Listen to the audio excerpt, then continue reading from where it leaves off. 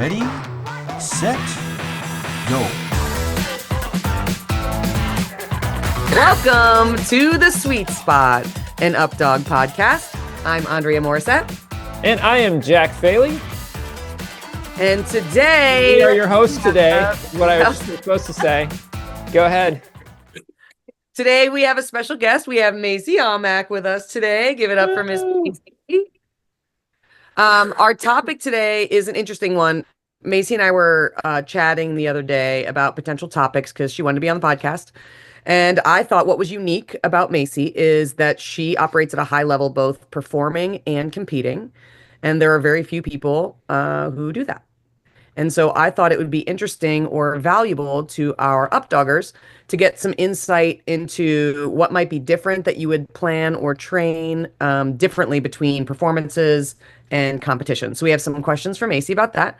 So welcome, Macee, to our podcast today. Woo woo! This is exciting. Yeah. All right. Who is this Macee person? Yeah. So tell us a little bit about you when we start the podcast. A little about you, your dogs, where you live, your club, anything interesting. Just give like us that. the basics. Yeah, I live in Michigan, technically. I have 7 dogs. Performing, but I also find time to compete very often. What else? What should I put out there? When did you start playing, Macee? Started playing in 2020, so right around COVID COVID year. when I was 16. I think I was 16 when I started I think I playing. met you when you were 17. Yeah. I started playing in like toss and fetch leagues, and then I did a little bit of updog, and then I kind of just full swinged into it. All the venues, AWI, UFO, all that stuff. Around 17. So the year after I started playing toss and fetch, I started doing freestyle, and then I kind of just never stopped. She parked in our tent. Okay. Makes it sound so bad. We were out at competition. We were at a competition up in Frankenmuth, and that's her neck of the That's where I'm woods. from, yeah. And she literally just sat in our tent. I had no idea who this girl was. This teenage girl just plunked herself in our tent and Didn't stayed know how to there play. for all 3 days and hung out in our tent. So that's how I met Macee. I was like, who is this teenage girl that's like won't leave? And she hasn't left since. So That's now we sweet. love her and we're happy that she's here. But first, we weren't. We were just a little confused at first. Macee, did you have like any sports background coming into it? Like, did you play sports growing up? Yeah, I did. So I played pretty much every sport you can think of besides cheerleading, and football, obviously. But my main background was in softball. I played softball for 14 years. I was supposed to go to college for it, committed to college for it. And then the year that I was supposed to go to college, I got my second dog, Smirk, my little border collie. And I decommitted from college to go on the road full time to perform. Wow. And Okay. I left my dogs at home, and I really liked this much better than going to school to be a teacher. So So you were And going she to go to was school. back. You were going to go to school to be a teacher? I wanted to be a high school teacher. I wanted to be an English majored high school teacher. And Well, for somebody that can't type English very well, and gets corrected by this one daily, I'm glad I didn't. I'm your grammatical support. We all need hey, you can always go back. You can always, do things online, Yep. like you only have She has a lot of time. exactly. You only have so many opportunities to follow what you are really enjoying, and sometimes that can shift in life. Like, as I feel like I did the opposite, right? Like I did the teaching, and now 30 Now years you're having later, I'm trying to have some fun with my dogs. Yeah. So not that I didn't have fun with my dogs along the way, I did. Right. All Yeah, right. we'll see where it goes. For now, Yeah, though. that's super exciting. I'm impressed that you took that leap and that you did that. By the way, what does your family think about that? Well, my mom was just like, okay, that's fine. My dad, on the other hand, was a little bit upset. He was very weary the first 2 years. This is my 3rd year kind of full-time performing now. And he's a little bit better with it, but he's still kind of like, you can still go to college. Well, he's right. Anytime Right. anytime that things aren't working out or your passions change, you've got that opportunity, right? Definitely. Yeah, I've definitely thought about at least getting a bachelor's or something going because my busy season is the summer anyways. But I don't know. We'll see what I decide. I probably won't go back to school. I've been having too much fun with new school. College is overrated, everybody. Don't go. Oh God. All right. All right. I mean, That's the podcast. I can't say that I don't disagree with that. I mean, there's a lot of things that you don't need college for these days that like, you could get by doing other coursework and get certified quickly and get an awesome job. So, Yep. anyways. Less All right, money. but that's not what this podcast is about, Oh. is it, Dre? No, it's not. So I did allude a little bit to that she does both, and not many people do. But I wanted to dig into what would you say the main challenges are when you work full time as a performer, like living, traveling on the road, if you also want to win a world championship. So what would you say some of the challenges are in that? Toss and fetch being the biggest one, thankfully. Up dog, you don't have to worry about that. But any other venue that you're going to, when you're performing and traveling so often, either A, you're not going to have easy access to a 40-yard, 50-yard field to go and throw, set up cones, throw. But also, when you're working 6 days a week, 3 shows a day, your dogs are tired. They're very, very tired after the week or even the day. And so they're not going to have the oomph in them to get up and, go out there and practice toss and fetch. And if you have a dog that isn't push button and like perfect at toss and fetch all the time, that could be something you struggle with wanting to win an overall. So I would say toss and fetch is always the hardest one. The second one is shows in general. You're playing for a crowd. You don't necessarily use the same routine, which can be difficult because you're not throwing a bunch of alternative releases. You're not doing some of the harder things. I don't add all of my like acrobats into my show routine because people just don't care. I give what they want to see. So, high vaults, spinny things, fun things. A dog catching a frisbee is what a crowd wants to see. So I elude from my competition routine for my show routine, and that can be challenging to get back dialed in of my competition routine, especially if I only have a week after a 4-month show run to prepare for a world championship. Very hard that way. I think those are the two hardest ones, is that you have to change your routine for shows and you don't have the opportunity to practice things like toss and fetch very often. Yep. So you kind of said well, first of all, I have a follow-up question on that. Did you say you had 3 dogs? You have 3 performing dogs? I have 7 performing dogs. 7. Well, all right. Where did I get 3 from? Okay. So you have 7 performing dogs. All right. I want to come back to that in a second because I have a question about that, but let's move forward because you were talking about kind of the difference between what people at a show want to see versus what maybe the judges at a competition want to see. Can you go into that a little bit more? Like you talked about high vaults for crowds. Like what other things do you do for a crowd that you don't necessarily do for competition? That's a very interesting question because it's true. I do a lot of tricks in my routines, like foot stall, back stall, rebounds. Yeah, I add all of my extra tricks for a show routine. The 2 things that people love seeing performing is pet tricks and a dog catching a frisbee. They want to see those 2 things. So I don't do my hard stuff. Like anything that's super hard that I would throw in for a competition to, score higher or set me apart from another person competing, I don't have to do that in a show.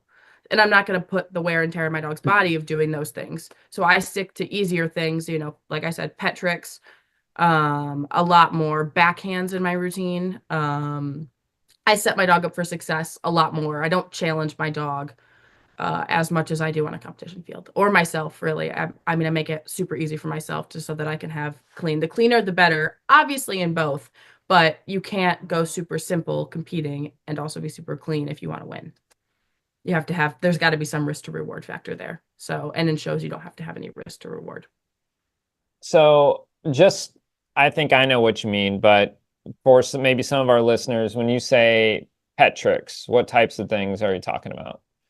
Back stall, foot stall, dancing, dog dancing, where they go up on their hind legs and, do maybe a juggle up there. Leg weaves, backwards leg weaves, backing up at a distance. Yeah, arm hoops. Peekaboo is a big one that I use in shows. I'll even throw jump rope in my frisbee routine sometimes at the beginning, at the end.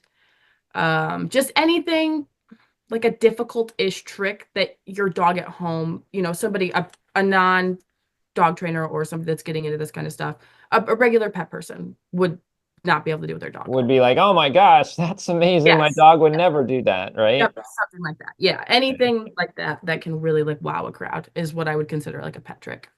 Okay. And also, it sounded like you were like, I want to make it easy on myself. I want to make it easy on my dog. That makes sense too. I've never done it, but I'm just thinking of the show circuit kind of thing. Like you're probably doing 2-3 shows a day, right? Yep. And so is some of that basically to minimize the wear and tear on your dogs as well? Very much so. I'm not at the point in my career where I have different dogs for competing and for shows. I kind of have to use all of my dogs because I don't have a huge number, which when I say that and I say I have 7 dogs, people are like, But how But- many of your dogs actually perform? 5. And then there's dogs that are in training. And then at some point, like her oldest dog, Atari, is going to retire. So she'll probably still be able to do scent work forever. Yeah. But if scent work wasn't something that you did in the show, like she's going to lose her as a agility dog. Right. Right.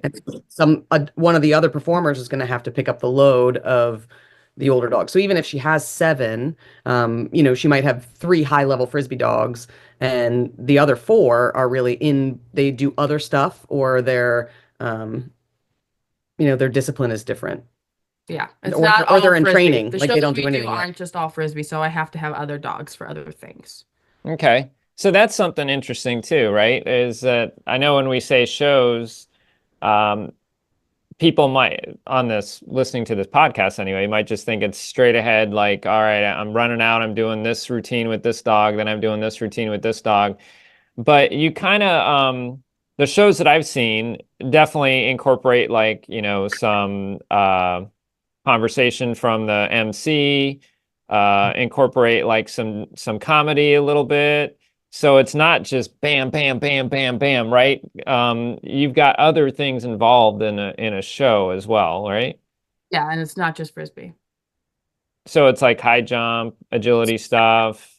We do it depends on where you're at. So like fairs and rodeos are different than like a zoo. We do a completely different like a completely different show at a zoo. So it just depends on where you are, but the basics, I mean, in pretty much every dog show, unless it's a halftime, you'll see high jump, agility, frisbee, and some sort of like Tricks. wow ending trick or a big finale finish with a trick or 2 trick dogs, something like that. So there's really only one frisbee dog in the shows that I do. Wow. Okay. All right. It's a lot of other moving parts, other activities with the dogs, but also breaks of us talking and, even at a zoo teaching about conservation and things like that. So it's Do you not find- just.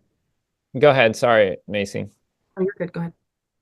Do you find that working your dog with some of the other tricks and things, do you find that transfers over to their ability to like learn things faster with disc, or like is there any crossover between that? I'll just stop That's there. Question. I don't think it necessarily helps them learn faster in frisbee, but I do think that it builds a different sort of relationship with your dog. So I have multiple dogs, like I said, that do multiple things. And for my frisbee dogs that are mainly frisbee but are learning other things, it builds a relationship for us to be able to do something other than frisbee together. Cross training. Yeah. So cross training is something that I really enjoy. I love having dogs that can do multiple things. My favorite dogs are my ones that do everything. So I do think that it builds the relationship with the human and the dog a lot stronger when you're training multiple different things, not just that one thing. All right. Dre, I've been asking a ton of questions, Yeah. so why don't you pop in here? Interesting. She's jumping over answering all the questions before we're even getting to them, so that's kind of cool. But one of the questions that I had is, for example, Hotshot is one of your young dogs that you are training for disc, but you right now have 2 highly competitive disc dogs. So Hotshot's not going to really seek competition focus from you for a while until your other dogs, like you can focus your efforts and competition on your 2 primary dogs, right? What's different that you're teaching Hotshot versus what you're teaching your competition dogs? Like, given that your primary purpose for Hotshot right now is not to get her prepared for competition. Yeah. what are you teaching your other dogs that would be for perform? Because that means you're teaching her for work. Right. So if you're teaching her for performing, what are the types of things that you're working on with her that wouldn't be your main focus if you were just focusing on competition? Yeah, that's a great question. So, she does scent work in our shows. She started doing scent work at 8 months old in our shows. I started teaching her the easiest thing for her to do in a show, to take over a spot from another dog while still being young and to get that show experience. I started her in scent work, and then she also is learning agility, but she still learns frisbee. She just learns what I call show frisbee. And So what's the difference between those she's things? learning really just, how do I put this? Like, not as much flat work. She learned her foundations, and don't look at me like that. I knew that was coming. But she's not learning as much flat work as my other dogs do because I don't need that in a show. So she's learning kind of bigger, more explosive moves, vaults, chest vault, back vault, side vault, blind vault, all of those vaults, flips, and tricky trick. stall. Yes, she's learning basically a show dog routine. So just very different than any, like, I'm not building her routine like I want to win a world championship with her. I'm building her routine like I want to be appeasing to a crowd with her. So a lot more tricks, a lot more harder or easier things like vaults, stalls, not as much technical flat work or technical movements that a judge would notice. Yeah, that's interesting. One of the questions that I have is like, for me, when I was working full time, when I was approaching a competition, and this isn't even written down as one of our questions, when I was approaching a competition with my dogs that do, like, your dogs are going to do both. If you're full time working, it's not like your dog's never going to work disc when you're competing, right? Right. But you don't get to work your competition routine typically very often when you're in a small kind of setting. No. Is there a point during your shows when you either pull your dogs from that frisbee part of shows so that you could focus on their competition routine, or do you add the competition elements to the show in order to get you and your dog used to patterning like your inside sets? Like, you can't duplicate toss and fetch, and you can't duplicate disc management and use of the field and that kind of stuff, but you can work your inside sets. So yeah, base question: how do I prepare like a dog for coming up on a big championship? Yeah, like, you're coming up to Updiff with Yeah. Dizzy, and you want to win with Dizzy and Riddle. Yeah. And so you're going to be doing San Antonio Rodeo leading up to that, where she's going to be playing disc with her dogs. What is that going to look like when, let's say that the two events bumped right up to each other? They don't, but let's just say they do. Let's say that she's going to be leaving this rodeo, and then a week and a half later, she's going to need to be at Updiff.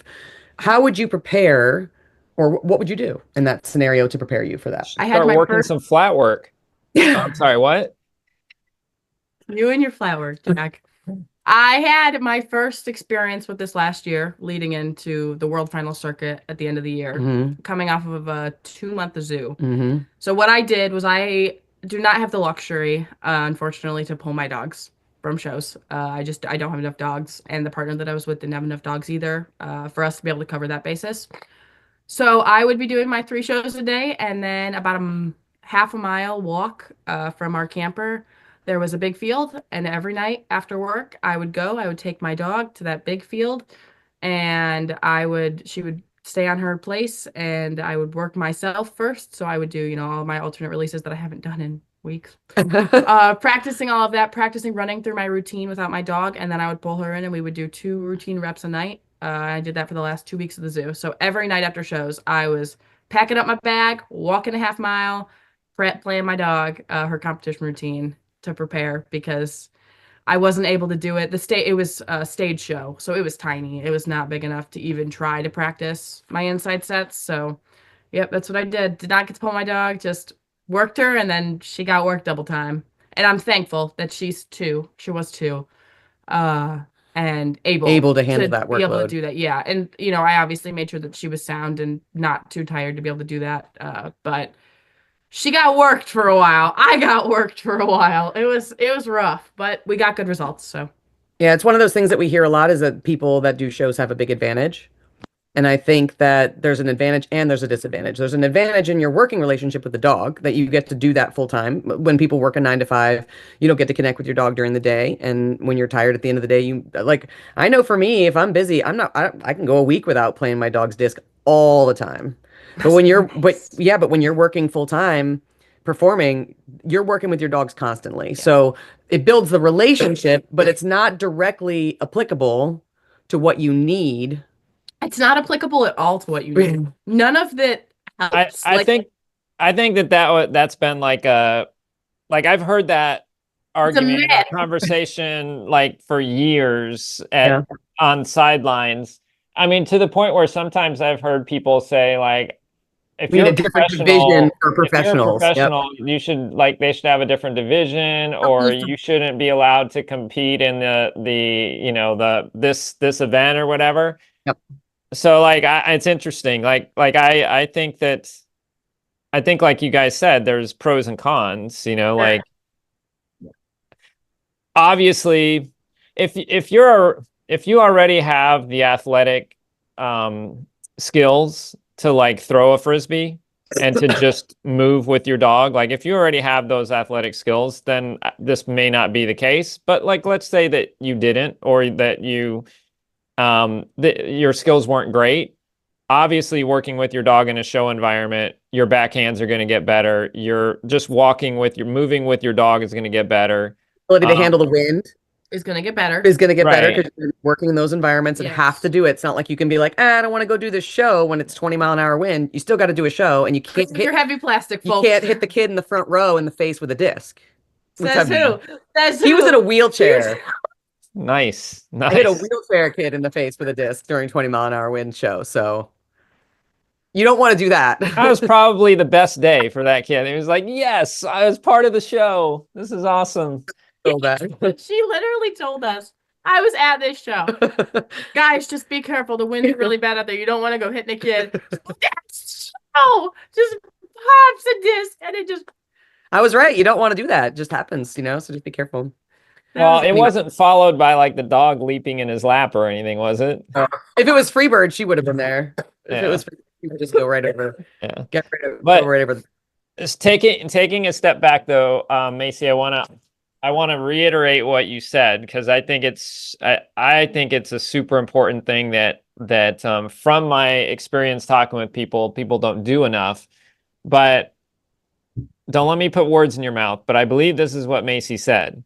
At the end of a long, hard day, she walked a half mile in the rain and snow, and then went to a field.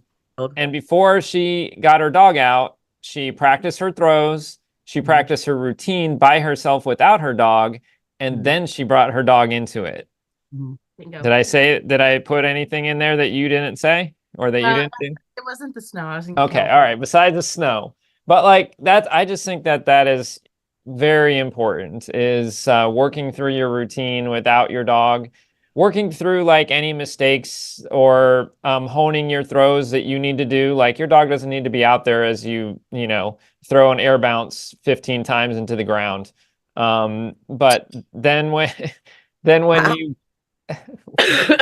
I don't mean you, I just mean anybody in general. Routine, guys. I'm just saying, like, perfect that throw and then bring your dog into it. So I was just really glad that came out, because I think that's something that can be helpful to people.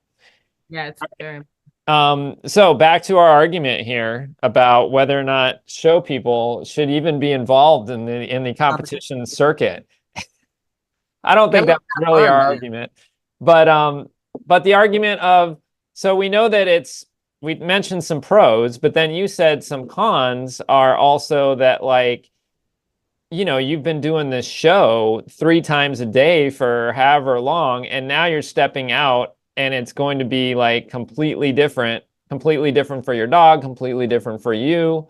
Your muscle memory is on your show, not on your competition, right? Dog's muscle memory. Yep. My dog's seen a big field for the first time, like in a competition setting. They're going from a tiny stage to a big field. Their mind is blown. Yeah. Blown. It changes selection. Even if you just look at like a dog that gets to take 5 strides to reach a disc versus 2, is going to completely change their approach, their collection, their speed, how they interact with that disc. The distance of the discs that she's throwing is significantly different between a show setting. Not even counting different releases, right? Like so, like inside releases on a vault might be an overhand wrist flick in a competition and a backhand in a show. So she has to practice that element of it. But the dog doesn't see that stuff unless you're in a show environment. For me, I practiced my show routine in the show leading up to the show. I would actually run my whole competition routine in the show in the 2 weeks leading up so that I would dial it in that way. You like kind And of put pieces of it in. yeah, or I would completely pull that dog when I got later in my career in Purina and I had 10 performers and I could do it.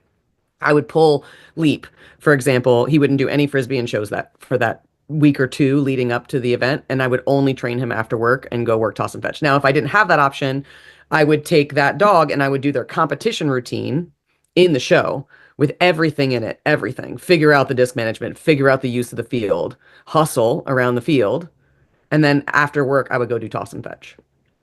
So both of those options are, strategies to get yourself dialed in to change from competition to show. But either way, the dog's doubling up. So, and the humans doubling up. And we're not so worried about the wear and tear on us as humans because it's our choice to go compete. But, the dog is doubling up on that work. So that's one interesting factor too. And I wanted to just mention, like, the whole reason why we're even talking about this and Updog, like, what does this have to do with Updog? There's a lot of people in their local clubs that go do half times. Lots. Community events, right? Go and do a local community event, or you go do the halftime shows at basketball. We see a lot of those during basketball and football season. Clubs going out and you get 3 or 4 or 5 people from your club to come out to the event and play your dog. So there's a correlation between the two, but there are different preparation things. And there's things that you don't necessarily need to do in a show that are going to be higher wear and tear on your dog and get more value from an audience by doing something simpler. So that was kind of my impetus for wanting to share this portion. Its relatability to Updog is really at the club level, the community level, because not many people are doing what she's doing. Not many people are looking to do that. If you are looking to get into shows, a club level is a great way to start that. Get involved in your local club's community events where you're going out and performing. And then when you put up reels and stuff and you talk to your friends that do shows and they're looking for an assistant to fill in at an event, that's when you get your first shot, do a good job, and then you get more of those opportunities. So there's a great correlation of how to take kind of the sport that we love and for fun and put it into like a way to make some extra money or a way to support your community or participate in your club or a way to get on a jumbotron. Because honestly, that's about the coolest experience I've ever had in my life is looking up and seeing me and my dog on a jumbotron. So that's kind of a cool go for anybody that likes that kind of stuff. I just wanted to bring it back to like, why are we even talking about this? It's really, I think that a lot of people have opportunities to do stuff like that, and they may not know how or if they're capable or what they would need to do in order to do it. And it's really much more trick based. It's much simpler. It's not as hard. Yeah. And I just think it's interesting too. Like, I mean, yes, I agree, Dre. Thank you for like, giving a Relevant. thank you. That was the word I was looking for. Giving relevance to our topic. But I mean, I can remember when there were a couple show people that I knew, and in my head I had all these questions for them. Like I was just like, well, like, how do you get into that? Many of the things that we're talking about, but I was just interested, even though I knew I wasn't going to be doing it, at least not at that point in my life, but it's very interesting because it's part of this dog sport and it's part of this dog sport community. And Dre, going to what you said, our local club, I'm giving a to here. Our local club, the Boy Scouts want us to come do a demo to showcase how to play with your dog or whatever. So we're all excited to go, and we show up, and the little area that's roped off is, about maybe twice the size of my dining room table. And I'm like, what am I supposed to do in there? Like, what am I supposed to do with that? Like, okay, here, I can do a shake. I can do a shake. Everybody, thank you. Thank you for coming. So being able to think through, what would I do if all I had was the sweet spot, right? If all I had was the 10 by 10 square, what would I do to showcase my dog and I? And I know that's real for me. Like I've got a event this tomorrow in Miami, and we never know how much space we're going to have until we get there at this event, because it just depends on how many vendors that they packed in, what time we end up getting there, you know, and what the person organizing the event that year has decided. So it's important to think about that. Like, hey, if you're going to go off and you're going to do something different, like what would you do if you had a much smaller area to work in? And obviously that's where some of those like tricks that Macee was talking about could come in, and, you know, standing shuffles and things like that that you can do in a smaller area that are still impressive to the crowd. Yep. I know I have trouble with it because I'm like Forrest Gump. I just need to run with my dog. And if I just have the sweet spot, it's just me running around in a circle. Starts running around. Spins. I'm wondering, she answered most of our questions, so I'm kind of jumping around. I think did you have one? Or if not, I've got another one. And You go. and Macee, you don't have to give us details, but I just think I always wondered this. Like every time, like John Arnett, these are names from a long time ago, but like John Arnett, Donna Shea, Lawrence Frederick, like they all did shows in Florida. And I was just like, I was in awe of their freestyle, and I was just like, man, to be able to do shows, that would be so cool. And, you know, and like in my head, I'm like, and they're just making money, like hand over fist, like they're getting paid, you know, $1,000 to do this or whatever. And I'm like, wow, wouldn't that be amazing? But like, Macee, can you talk to us a little bit about, like, it's not just showing up to the show and getting paid what we might think is a lot of money for just that day, but it's more than just that day, isn't it? It is. The travel alone. Yeah. So We don't get paid for travel. depending on the gig you're doing, you don't get paid for travel. No. So you have, 2 to 3 days of travel leading up to doing whatever show you're doing. And then you also have, the day before packing, prepping, making everything ready.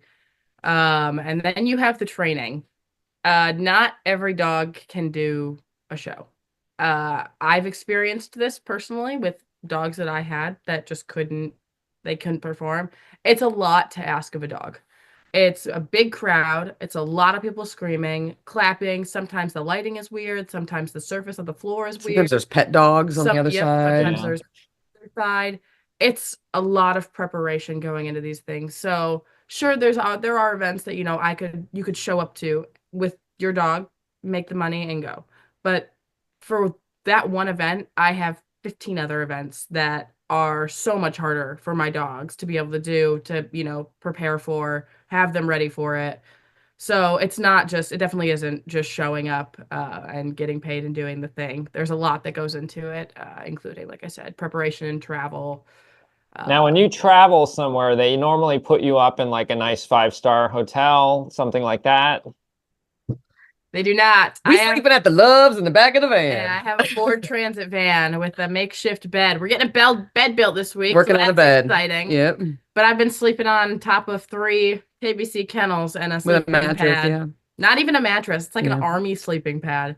So I drive as long as I can overnight, and when I start to get tired, usually around 1 to 2 a.m., I pull over at a Love's travel stop, potty on my dogs, go in, pee, brush my teeth, and then I am KO'd for the night. And some people have campers, some people have RVs. I'm still pretty young. Don't have the credit for one of those things yet, or the money. But I do what I can. I sleep in my van.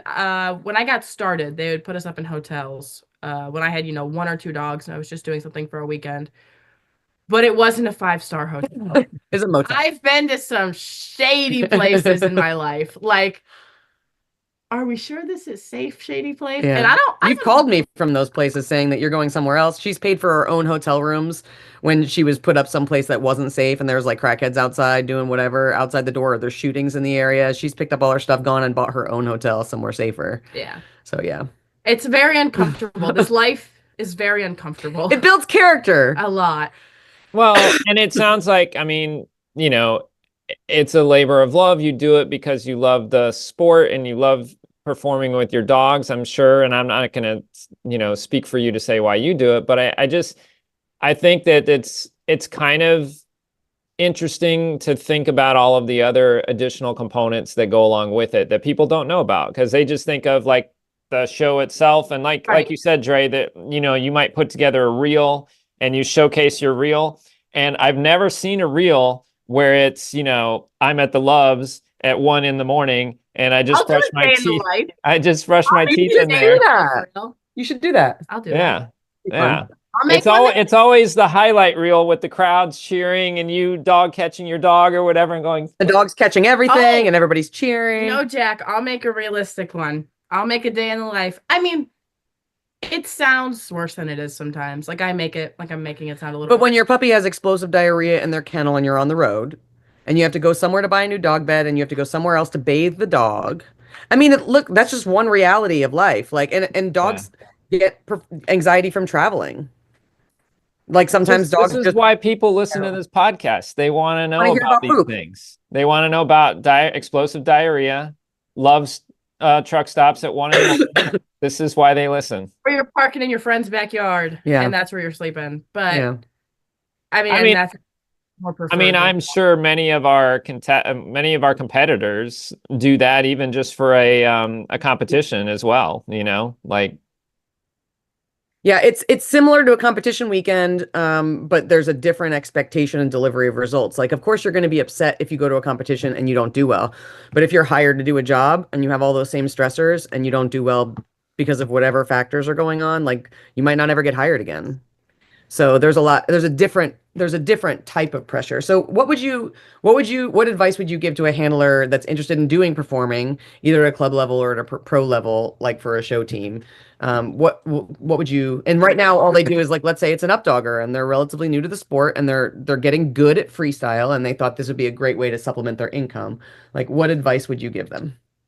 I have two different answers. Give us both. One for the club level, one for the pro. Good. So club level wise, get in with your local club, see what they need in a show. I always ask before, hey, I would love to do this. And if they say, yeah, we'd love to have you. Okay, what do you need from me? Like, what do you need me to do in the show? And then train for that, prepare for that, and have just a fun time. I mean, shows are such a fun time with your dog. I'm very fortunate to be able to do what I do. I love my job more than anything. But so if you're doing it at just a club level, just go out there and have fun. Like, no expectations. It's a fun time. If you want to get into it at a pro level, it's a little different. Find a company that needs, like Joy said, kind of an assistant and start working as an assistant first. You're never going to get, I mean, it could happen, but typically you're not going to get a job as a lead coming right out of it. You're not going to go in. You're not going to know how to set up the whole kit, set up your sound system, do the microphone, handle the dogs, run the script, run the script, run the music. You're not going to know how to do that the first time. So find somebody that you can work for. It's not going to pay great to be an assistant at first, but knowledge pays. So the more that you do it, the more that you're going to end up getting paid. And then eventually you can figure out if it's something you like. Dipping your toes in as an assistant is a great way to find out if you're going to enjoy it or not, because you get every taste of road life being an assistant, trust me. Yep. And hopefully you have a little bit better of a start than I did. Find a nice company. Find people that treat you well and are nice to you and aren't. Well, you can always ask around. Yes, always. Ask around before you work for someone. Always. If they've worked for them. There's a lot of companies out there that are not. That don't treat people well. So it's important to ask around if you have an opportunity to work for a team. Ask other people. You can come and ask Jack and I, because we've been around the sport for a while, or someone who's already in the business. Just ask them if that team or company, do they pay their bills? Are you going to get paid for what you did? And do they treat people with respect? And I think everything else is going to be personality, whether it matches or doesn't match the people that you're working with. But I think that there needs to be a basis of respect, and you need to know that they actually pay their bills. And I think that as long as those two things are present, the people treat you with respect. They don't expect you to sleep in a trailer with no running water or power. They don't throw things at you, scream that, they're not rude to you or disrespectful to you. They treat you with respect. They pay you, and that your housing accommodations are sufficient. Then I think it's worth going and having it as an experience and seeing if you like it. And you'll know whether you love it or not. I've had people that are like, this is way too much work, I never want to do this again. Or people that are like, and then people that are like, great. I love it, I want to do it again. Me. Yeah. It is a super fun life, but it's not easy. It's not as easy as everybody thinks. The show is the best part of the entire time. Doing the show is the best part. Yeah. Being in the middle of the excuse me. Being You've done. Die. Being in the middle of the show is like the best part, but everything leading up to it and everything after is you have to have like the mental strength and the actual like the real love and want to do this job to be able to do all that and still put on a smile for a show. But at the end of the day, yeah, you'll know I knew within the first 2 months of me traveling doing it if this was something I wanted to do full time or not. I mean, I haven't done that much of it. I've done some. And I will say same that like when you're in the middle of the show and the crowd's cheering and they're cheering for just such stuff that like yeah, like you might consider it simple stuff, but like, Spice makes a nice leaping catch close to the crowd or something and the crowd goes wild and like just that feeling of hearing that. And then after the show, everybody cheering for you. And of course, like if it's a smaller event, a lot of times they'll want to like meet you or meet a dog. And it's just really cool. And especially younger kids, also never know like who's going to be in that crowd that's going to go, oh, I want to do that with my dog. And you could totally be inspiring, a younger generation of disc doggers. And we hear that all the time about like, the shows that are on TV, the AKC Disc Dog Challenge, Purina Incredible Dog Challenge, a kid in, whatever city, wherever sees it and says, I want to do that. And that happens at shows, I'm sure, as well. That's how I became inspired, seeing it on TV. There you go. Yep. Yeah. Was it Purina Incredible Dog Challenge? No, it was America's Got Talent. We'll give it to Sarah. Okay. All right. Who was it? Sarah. It was Sarah. Okay. Awesome. Now one of my good friends and competitors. So it's a funny turnaround. Yeah, isn't that cool? It is. Yeah. So talking about that, Macee, I know that you just did, was it the Vikings game? And I saw on Facebook that you had just done that. What's that? She made it to the TV. On the TV. They had a clip of her on the actual national broadcast show. Right, that's what I mean. That's what I was saying. Like, so like I know that's getting paid right there. That was like a big deal for you, right? It was. It was. Is there anything like is there anything out there that you're like, man, I would love to do this, what would that be? I think my goal is to win a world championship before I turn 22. So that's this year. No pressure. That's my goal, is to win. I think a world championship would go a little bit above that, like an overall. And I'm really excited for IDC. I'm very excited for IDC. That is another big one. TV. I don't want to sound like Gary Duke, but I really want to be on TV. Too late. You ruined it. Now you're like Gary Duke. No, I'm just kidding. It's awesome. And the Purina Incredible Dog Challenge is just a well-run event. They make you feel like you're special. They make you feel like your dog is special. I mean, it's definitely something that UpDog tries to emulate at our international finals. And people work really hard with their dogs to get that good, like to make it to these events. We should be treated like, we try. Obviously, there's not the same amount of sponsorship money as there is in the NFL or other professional sports, but as much as we can, we should really make it a cool experience for our competitors. It is. I agree. And I believe like 4 years ago, Jack, Purina is where you and I met each other. I think that was your first win in Atlanta. I think that's where I met Jack. I didn't realize that. That's cool.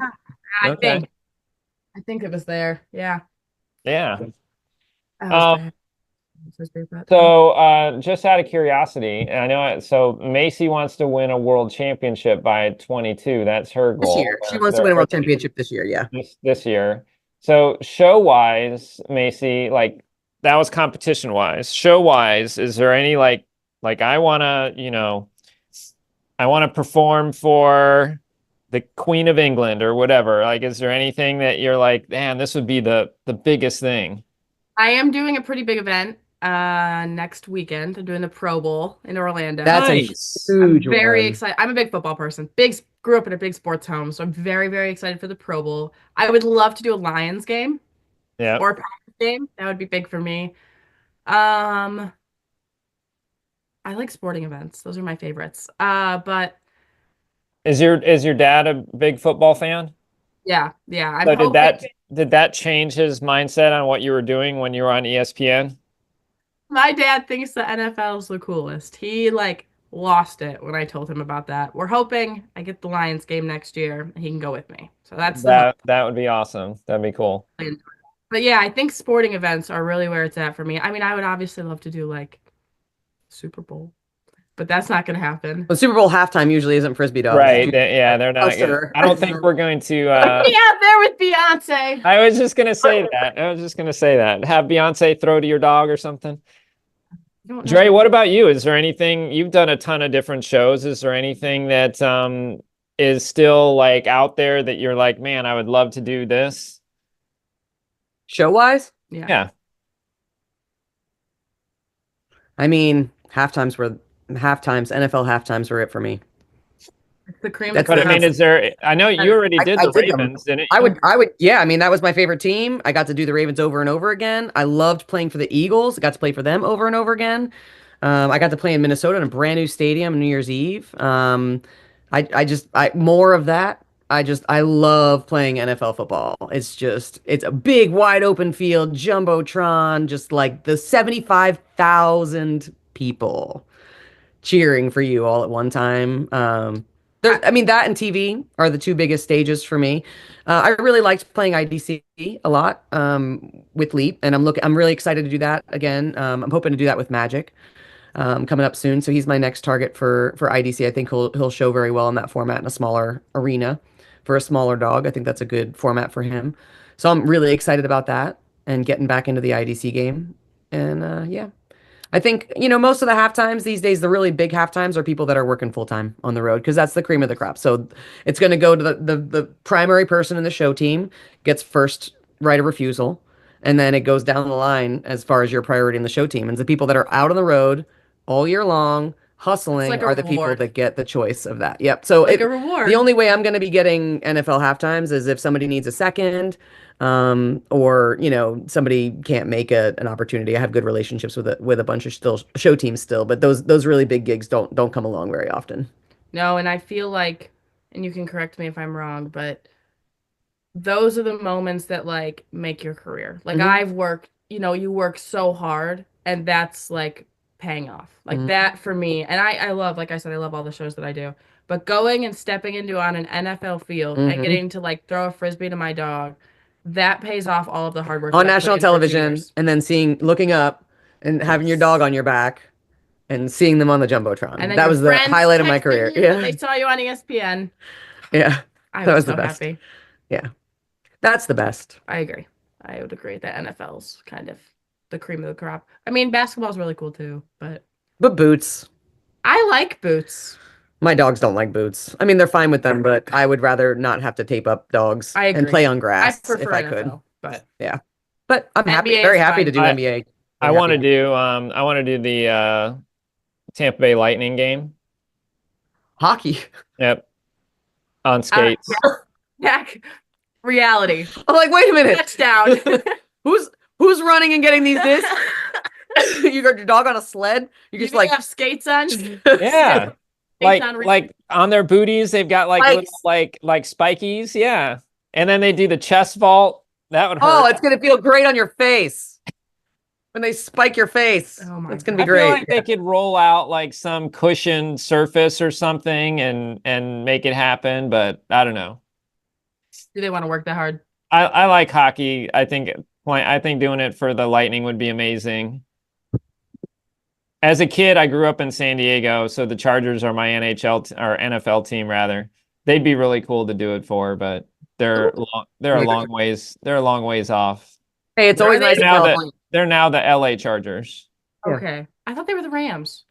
There is an LA team called the Rams as well. They have multiple teams. There's a lot of people in LA.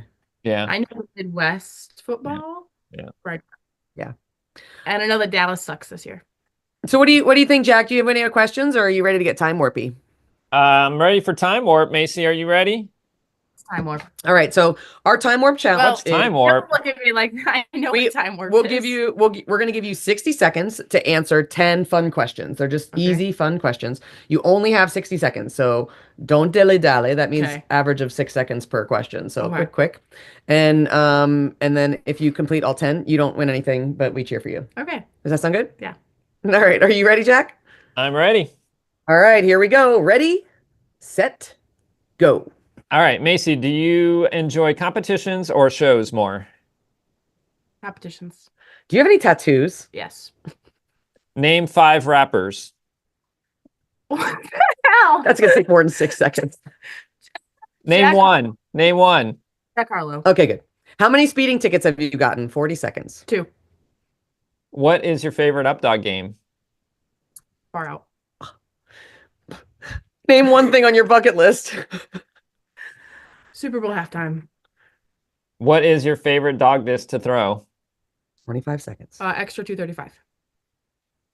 Did you wear Crocs to school? No. Would you rather play video games or board games? 14 Games. seconds. 4 games. Is Buc-ee's overrated? No. That's a great question for you. You I love love Buc-ee's. Buc-ee's. And she has, okay, so we have a new record. She finished that with 8 seconds to go. Yeah, and Jack asked me my 5 favorite And rappers. that was a really hard Well, question. I mean, she didn't really answer that, so I don't know if this record is going to stand when the judges review the tape. There's a caveat. There's a pass-ish. But 5. All right, 3. Give me 2 more. 2 more. Jack Harlow, Lil Uzi, and Kanye West. Okay. So I know one of those people. Yeah, Ooh, Kanye. Kanye West. Yeah. I was hoping you'd say Eminem, and my heart is broken that your favorite game is not freestyle. I just want to get that. It Well, I don't always- want you to be honest. it All you want. I'm just always saying. is. Just saying. My heart's broken. I'm gonna be getting yelled at for saying I like competitions more than shows. So Yeah, those are interesting answers. And so although Crocs are what I typically see you in anytime I see you, you did not wear them to high school? nah, I was bullied a lot in high school. I didn't need to make it worse.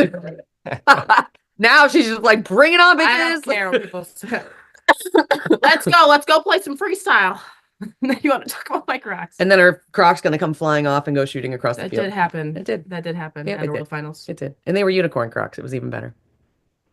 All right. Well, thank you, Macee, for being Thank our guest you. today. I'm glad that we found a topic that was relevant for you and that you were here and able to participate in our podcast. So now you can check off that box That was of fun. your life goals. It's fun. Thanks for sharing your expertise and your experiences with us.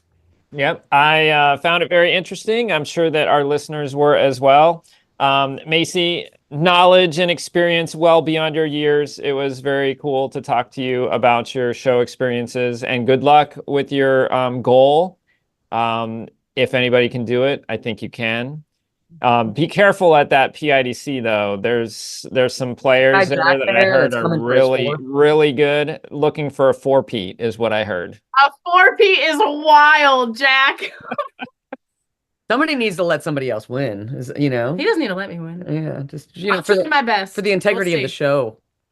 See if you can beat the 2 old guys out there, Ferris and Jack. How old is Ferris now? He'll be 11 at PIDC.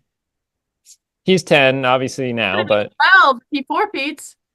12 well, going for 5 peats. yeah, I know. We're gonna have to do an all rollers routine at Yeah, that right. point or something. Anyways, it was really good talking to you. We hope that our listeners have enjoyed the show. We hope that we see our listeners out on the Updog field soon, and Updiff's coming up in a couple months. Yep. It would be awesome to see everybody there. Macee's going to be there. Dre's going to be there.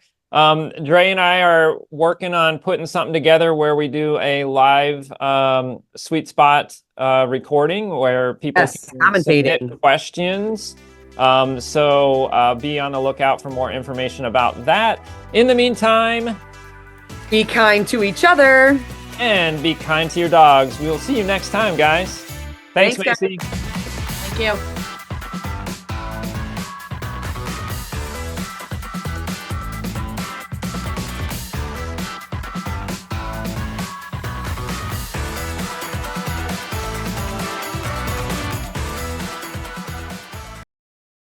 College is overrated, everybody. Don't go.